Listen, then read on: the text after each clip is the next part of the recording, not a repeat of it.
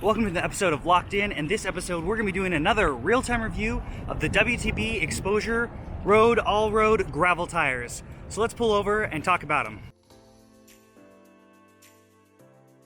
Alright, so a little bit of backstory.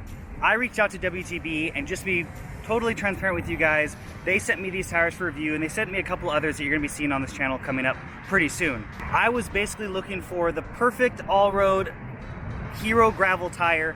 If you guys have been following my Varco build, I've basically been on, this is now a third set of tires. I initially started with the S-Works 28mm tubeless tires. I then went to a Gravel King Slick 32C tire, and now I'm on the WTB Exposure 30Cs. So this is going to give you kind of an idea of why I went to this, and why I like it, and if there's anything else I could change about it. So first off, most people are going to compare these to the Gravel Kings. So initially I want to go over a little bit of the specs on these tires, talk about my ride impressions and my final thoughts. So the spec of this tire is a 30C tire. They do make this in a 36 as well if your frame will clear that. This tire is tubeless compatible.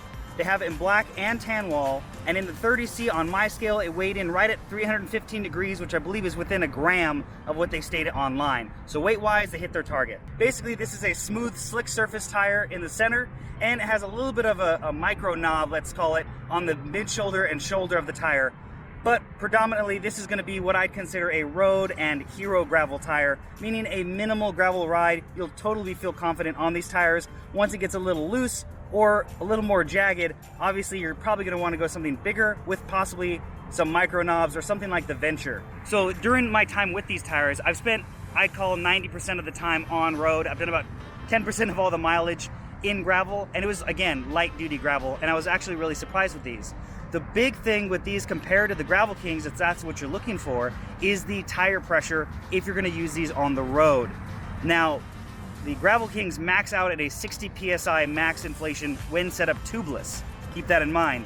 With the Exposure 30Cs, I can run these all the way up to 80 PSI in tubeless. So for me, especially on days where there's a lot of climbing, that was the only big thing that I didn't like about the Gravel Kings, was they felt kind of spongy at my weight being about 185, climbing a lot.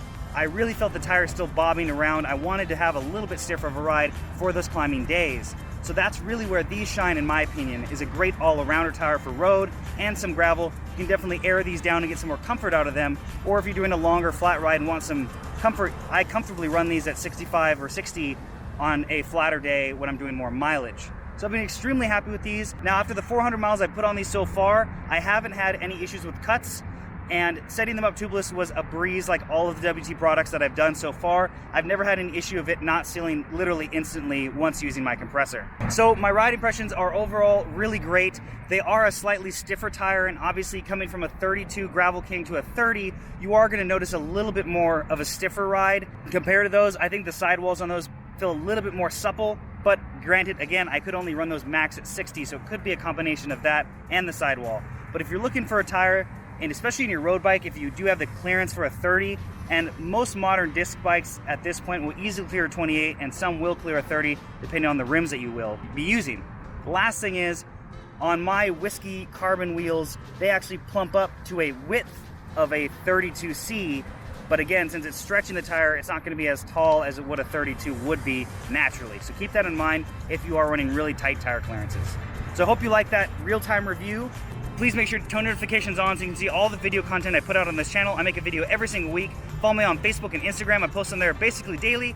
Make sure to subscribe, and thanks for watching another episode of Locked In. Let's get locked in today. The bike tutorial.